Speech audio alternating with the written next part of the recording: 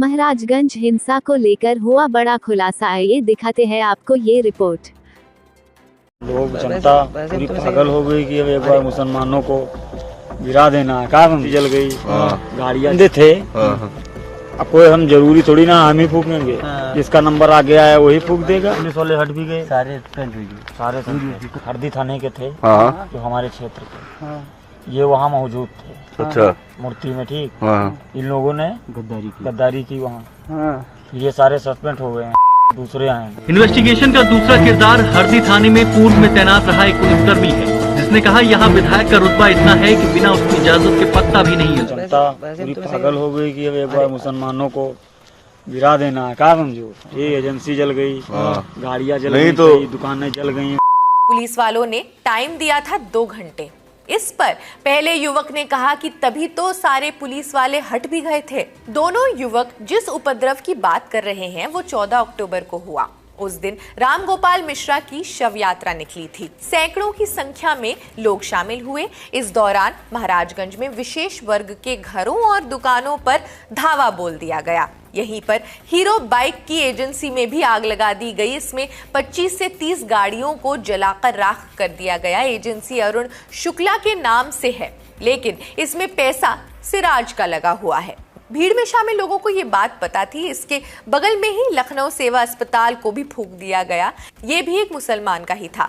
सुरेश्वर सिंह ने भारतीय जनता युवा मोर्चा के नगर अध्यक्ष अर्पित श्रीवास्तव व कुछ अन्य लोगों के खिलाफ मुकदमा तुरंत दर्ज करवाया। विधायक का कहना है कि जब वो कुछ अन्य लोगों के साथ प्रतिमा विसर्जन यात्रा में मारे गए राम गोपाल मिश्रा के शव को लेकर पोस्टमार्टम हाउस जा रहे थे, तो अर्पित श्रीवास्तव और उसके साथ शामिल लोगों ने उनके काफिले पर पत्थरबाजी और फायरिंग की। खैर, बीजेपी के विधायक द्वारा अपनी ही पार्टी के नेताओं के खिलाफ एफआईआर दर्ज करवाने के बाद राजनीतिक माहौल गर्म हो गया है।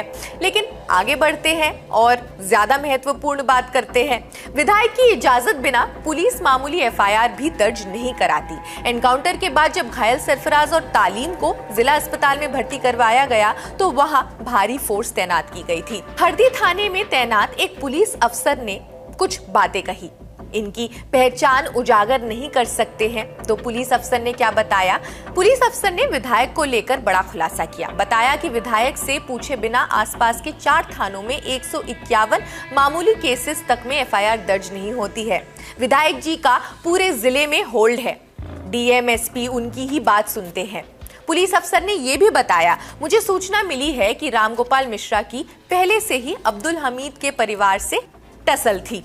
अब्दुल का बेटा जिसने गोली मारी है वो बदमाश है। अगर दोनों में विवाद नहीं होता तो राम गोपाल सिर्फ अब्दुल के घर का ही झंडा नहीं उखाड़ता। वहां तमाम मुस्लिम घर हैं जिन पर झंडे लगे हैं। अंत में एक और वीडियो दिखाते हैं।